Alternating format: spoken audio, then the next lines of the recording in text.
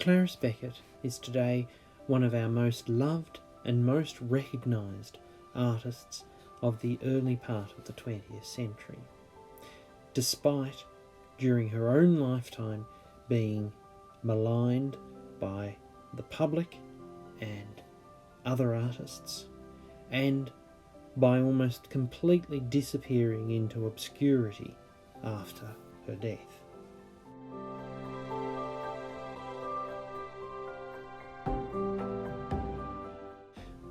Born in Casterton in 1887, into a comfortable middle-class family, her early artistic life was encouraged at school, and she undertook classes in charcoal drawing as a teenage girl.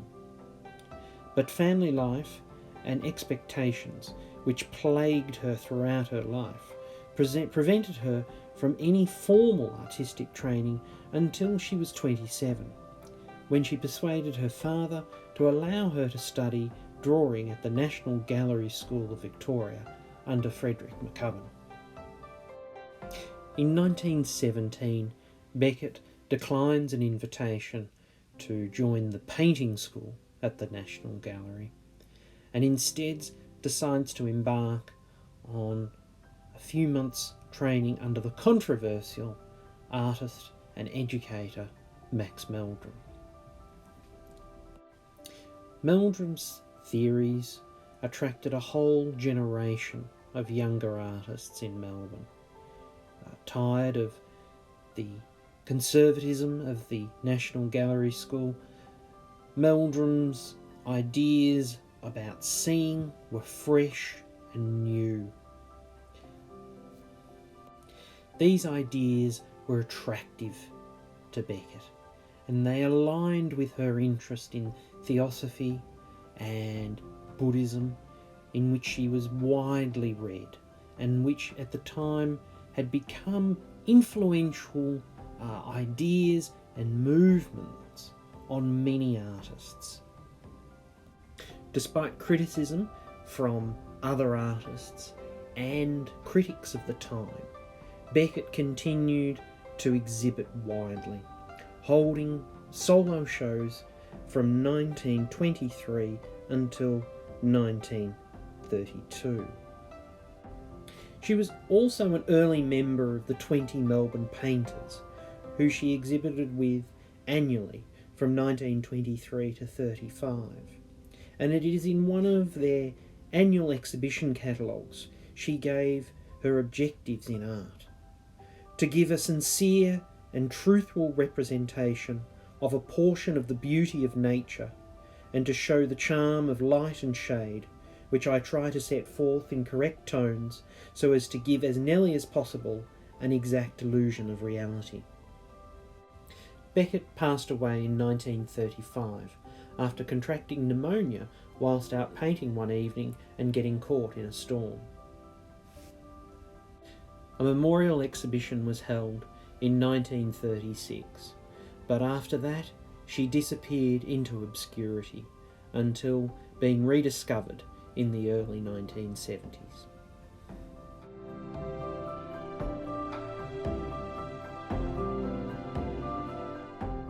There are many aspects of Becket's work that appeal to people. Her soft edges, her misty light, and her beautiful glowing colours are some of the main aspects that people cite as being reasons for enjoying, being touched by her work. But one of the major components that we can easily overlook is the tonal pattern that she creates. She creates this tonal pattern by using a technique that Meldrum taught called tonal generalisation.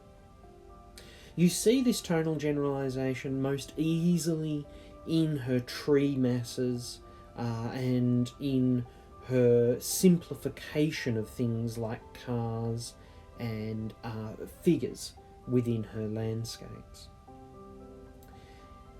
Take, for instance, when you see this painting, a lot of the masses, like the trees in the distance, are simplified into just a shape and a single tone. In other examples, you may see her start to split those masses maybe into two subtle shifts of tone. But the main difference that she finds is that difference between what's going on in the sky and what's going on in the land and the foreground. She creates great tonal differences there, which add to the drama and the storytelling of what we're looking at. The easiest way of seeing tonal generalisation is by squinting down. When you squint down and look through half-closed eyes, you're able to diminish the amount of tones that the eye sees and see it in greater simplicity. You see shapes and major tones.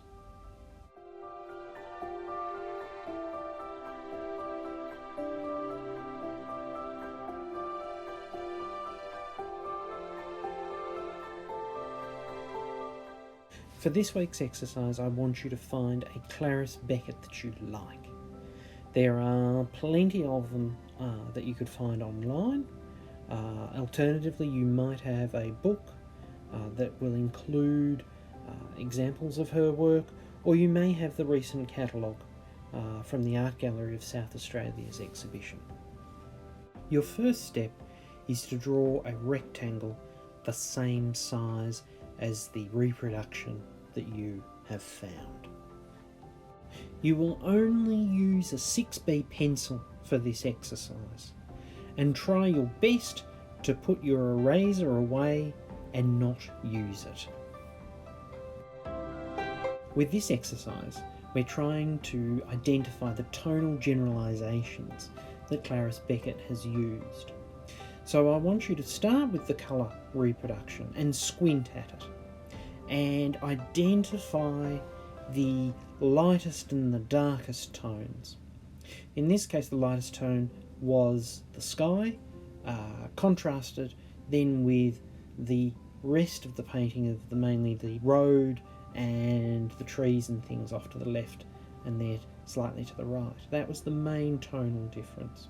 You can also see that the sky was not the white of the paper, particularly from the original, there that you can see the white surrounding it there on the left, and the sky is darker in tone than it. So that's why I've then massed in the sky with that initial tone. Then keep identifying those slight subtleties of large masses of tone. You don't want to introduce too many, and that's the beauty of Clarice Becket, her lack of too many tones. To check what you've done, you may want to turn the original into black and white. And by turning it into black and white, you can compare it to what you have then done in black and white. Don't do this before you do the exercise. Keep the original in colour so that it's training your eye to see colour in tones. The next part of this exercise is for you now to go out of doors. Look around where you live. You don't need to go far, as Clarice Becket didn't, and try and find scenes that are reminiscent of the images that I've shown you here of Clarice Becket's. I want you to think about going out maybe early in the morning or around dusk, the same sort of times that Clarice Becket painted a lot of her paintings. But don't forget, there are examples of work that she's painted on much more sunnier days, maybe more around the middle of the day, where she gets those strong contrasts of light and dark in her work. And I want you to work in a similar manner to how we did with the original Clarice Becket in the first exercise, by working up a tonal mass over the whole of your page and then working the other masses over the top of that, keeping those masses to a minimum.